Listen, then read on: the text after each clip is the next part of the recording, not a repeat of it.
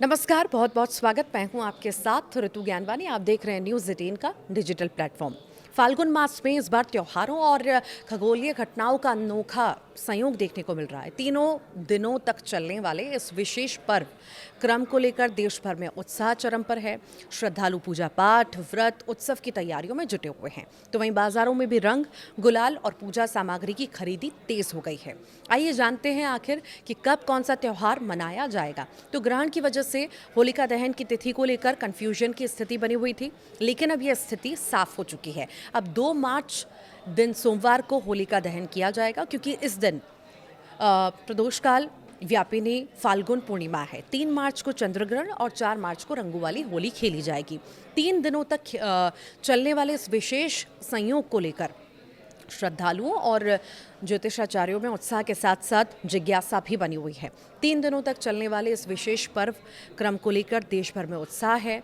पहले चंद्रग्रहण की वजह से होलिका दहन की तिथि को लेकर बेहद असमंजस बना हुआ था, लेकिन अब सभी ज्योतिषाचार्य एक मत पर पहुंच चुके हैं। 2 मार्च दिन सोमवार होलिका दहन। देखिए, धार्मिक मान्यताओं के अनुसार फाल्गुन पूर्णिमा की पूर्व संध्या पर होलिका दहन किया जाता है और ये पर्व बुराई पर अच्छाई की जीत का प्रतीक है। देश भर में शुभ मुहूर्त में लकड़ियों का ढेर सजाकर पूजा अर्चना की जाएगी और अग्नि प्रज्वलित की जाएगी।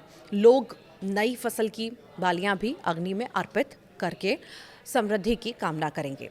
2 मार्च को भद्रा मुख मध्य रात्रि को 2:38 से सुबह 4:34 तक ये रहने वाला है। होलिका दहन हमेशा पूर्णिमा तिथि को ही किया जाता है, लेकिन 3 मार्च को पूर्णिमा तिथि शाम 5:07 तक है। ऐसे में होलिका दहन 3 मार्च को जो है नहीं हो सकता। भद्राकाल अब होलिका दहन 2 मार्च 2026 को मनाया जा रहा है। इसीलिए लोगों को ध्यान रखना चाहिए कि भद्राकाल 2 मार्च को शाम 5:58 पर शुरू होगा और 3 मार्च 2026 को सुबह 5:30 तक चलने वाला है। सलाह दी जाती है कि होलिका दहन भद्राकाल से पहले किया जाए। 3 मार्च दिन मंगलवार रहेगा, चंद्रग्रहण रहेगा। होलिका दहन के अगले दिन ही 3 मार्च को चंद्रग्रहण है। 3 मार्च को दोपहर 3:20 से चंद्रग्रहण आरंभ हो जाएगा और शाम 6:47 पर समाप्त हो जाएगा। चंद्रग्रहण के समाप्त होने से पहले ही पूर्णिमा तिथि का समापन हो जाएगा। सूतक काल सुबह 6:23 पर शुरू हो जाएगा। अगर आप 3 मार्च को होलिका दहन कर रहे हैं तो आपको चंद्र ग्रहण के बाद होलिका दहन करना होगा। ग्रहण के दौरान मंदिरों के कपाट बंद रहेंगे और श्रद्धालु मंत्र जाप और ध्यान करेंगे।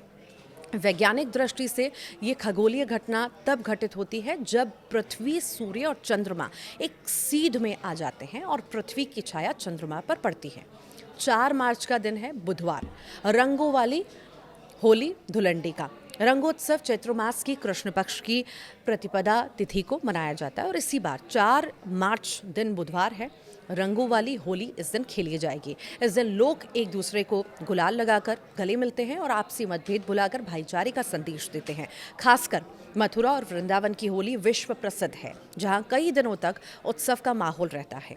ये पर्व होलिका के अंत और भक्त प्रहलाद की जीत के तौर पर एक दूसरे को रंग लगाकर मनाया जाता है। आप कैसे इस बार होली मनाने वाले हैं, ज़रूर बताइएगा।